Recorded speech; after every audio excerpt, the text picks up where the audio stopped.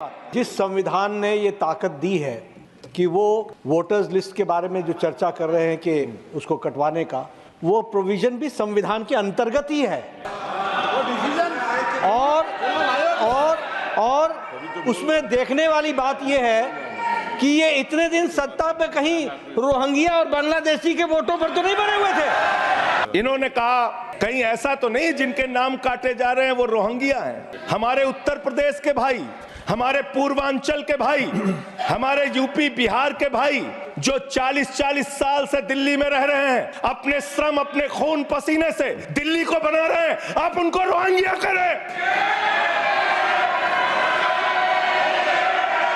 आप उनको रोहिंग्या करें। हिम्मत कैसे हुई आपकी? हिम्मत कैसे हुई आपकी? आप बैठे, आप हमारे पूर्वांचल के भाइयों को रोहिंग्या कहेंगे? हिम्मत कैसे हुई आपकी? हिम्मत नहीं होनी चाहिए आपकी। आगे बोले। पूर्वांचल के लोगों को ये बांग्लादेशी कह रहे हैं। मैं नाम पढ़ रहा हूं, राम सिंह बसंत विहार में रहते हैं, उनका वोट कटवाया गया। राम बसंत विहार में रहते हैं। आप सब बैठिए, बैठिए। ये पता है सर, आपके सदन पे रखूंगा। ये हिंदू लोग हैं, हिंदू लोग हैं, इनका नाम राम है, इनका नाम राम है, राम, इनका नाम राम है, राम। छोटे लाल वर्मा, अंबेडकर नगर, बस्ती, आरकेपुरम, दिल्ली, इनका नाम कटवाया गया। सोनिया, अंबेडकर नगर, बस्ती, आरकेपुरम, इनका नाम कटवाने की अर्जी दी गई। संतोष कुमार, अंबेडकर नगर, बस्ती, आरकेपुरम, इनका नाम कटवाने की अर्जी दी गई। आशा, अंबेडकर नगर, बस्ती, आरकेपुरम, इनका नाम कटवाने की अर्जी दी गई। गीता, हरकेश, सुशील कुमार, नरेंद्र, सुमन, ये सारे नाम लेके आया हूं। ये हमारे यूपी के, बिहार के, ये दिल्ली में रहने वाले 40-40 साल पुराने रहने वाले लोग हैं। ये बांग्लादेशी नहीं है, ये रोहिंग्या नहीं है। इनको आपने रोहिंग्या और बांग्लादेशी कहा है। पूर्वांचल के लोग आपकी जमानतें जब्त कराएंगे दिल्ली के चुनाव में, देखना। दोस्तों नमस्कार, एक्शन न्यूज़ के खास बुलेटिन में आपका स्वागत है। दोस्तों, आज हम राजनीति की कुछ ऐसी पार्टी के बारे में बात करने जा रहे हैं जो कि एक आंदोलन के गर्भ से पैदा हुई। जी हाँ, हम बात करने जा रहे हैं आम आदमी पार्टी के बारे में। आम आदमी पार्टी का जन्म अन्ना के इंडिया अगेंस्ट करप्शन आंदोलन से निकली है।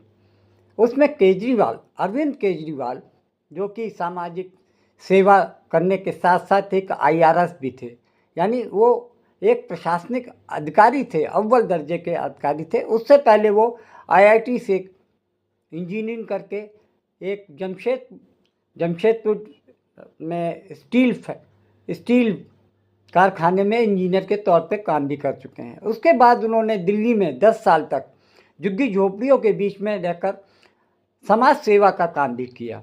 और जब अन्ना हजारे का इंडिया अगेंस्ट करप्शन नाम का जो 2011 में आंदोलन चलाया गया, तो उसमें अरविंद केजरीवाल काफ़ी आगे बढ़ चढ़कर उसमें हिस्सा लिया उन्होंने। और इसके साथ ही उन्होंने अन्ना के आंदोलन को सफल बनाने में पूरी तारीफ की। और 2012 में जब अन्ना का आंदोलन यहाँ से दिल्ली से ख़त्म हो चुका था, तब अरविंद केजरीवाल ने ये फैसला किया कि वो एक राजनीतिक दल बनाकर एक नई टाइप की नई राजनीति का जिम्मा उठाएंगे।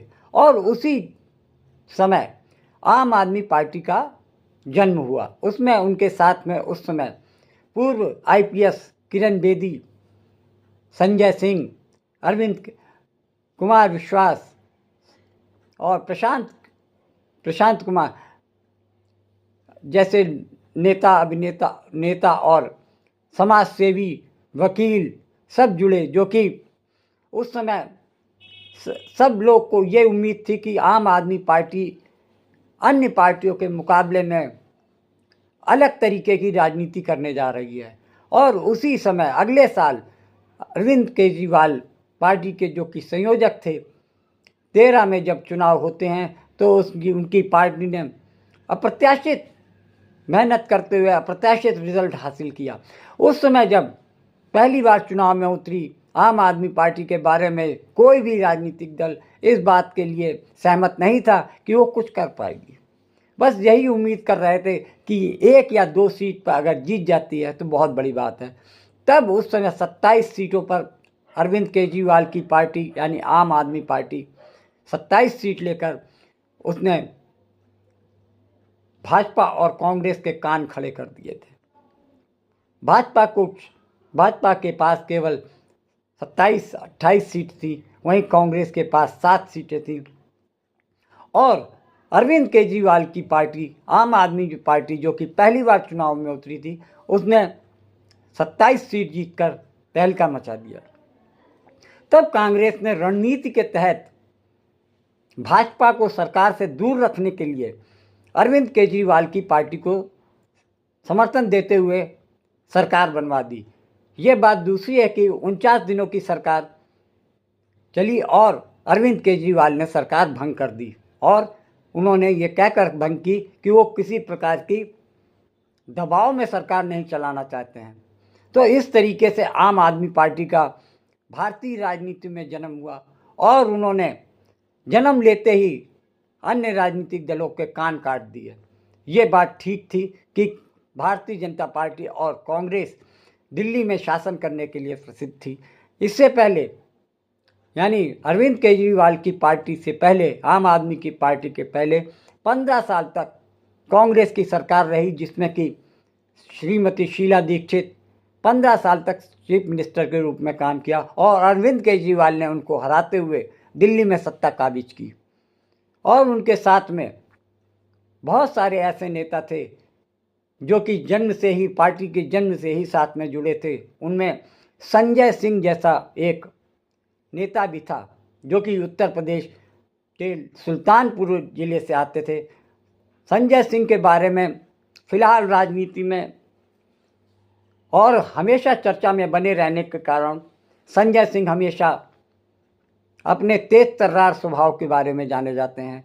संजय सिंह जब भी संसद में, वो राज्यसभा में आम आदमी पार्टी के सांसद हैं और अपने तेज तर्रार और चुटीले अंदाज के कारण संसद में जाने जाते हैं कि वो जब बोलते हैं तो सत्ता पक्ष की बोलती बंद कर देते हैं।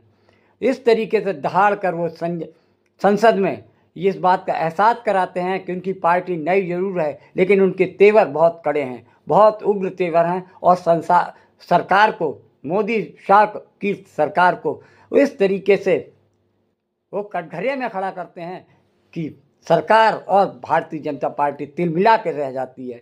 भारतीय जनता पार्टी हमेशा इस बात की उम्मीद में रहती है कि किसी न किसी तरीके से संजय सिंह को कटघरे में खड़ा कर उनको किसी न किसी तरीके से बदनाम कर, इसीलिए पिछले साल 2023 में ईडी ने उनके खिलाफ में केस बनाकर, उनको फर्जी केस बनाकर उनको जेल के अंदर 6 महीने तक रखा, लेकिन सबूतों के अभाव में सुप्रीम कोर्ट से उनको जमानत मिल गई।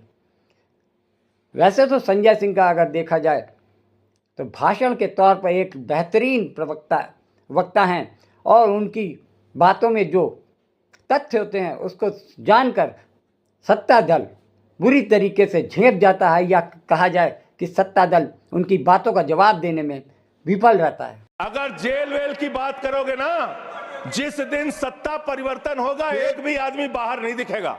फिर ऐसी बातें मत करो, आपस में बात नहीं संजय ये जी, धमकी देने की बातें मत करो। संजय जी आपस में कोई बात नहीं, संजय जी प्लीज प्लीज, नहीं कोई नहीं, आप लोग आपस में बात कंट्रोल प्लीज, कीजिए सर। सभी लोग आपस में बात, प्लीज आप बैठे रहे, प्लीज ऐसे धमकी देकर काम मत करो। आप विषय पे बोले, विषय बोले।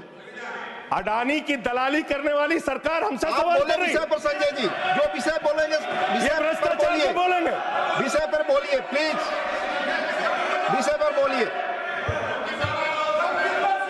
प्लीज। अडानी की दलाली करने वाले हमसे सवाल कर। संसद में दहाड़े किसानों की सबसे मजबूत आवाज आम आदमी पार्टी के राज्यसभा सांसद संजय सिंह। शेर संजय सिंह ने भरी संसद में 750 किसानों की हत्यारी भाजपा को दिखाया आईना। सर, मुझे आज बहुत खुशी हुई कि आज भारतीय जनता पार्टी किसानों की बात कर रही है। जिस पार्टी के हाथ भाजपाइयों, तुम किसानों के हत्यारे हो। किसानों से झूठे प्रेम के नाम पर संसद को चलने से नहीं रोक सकते। संसद में जनप्रतिनिधियों के हर एक सवाल का जवाब तो देना पड़ेगा। गाय काटने वाली कंपनी से चंदा लेने वाले लोग मेरे ऊपर सवाल उठा रहे हैं। गली गली में सो रहे हैं। संजय जी, आप नरेंद्र please- मोदी चोर है।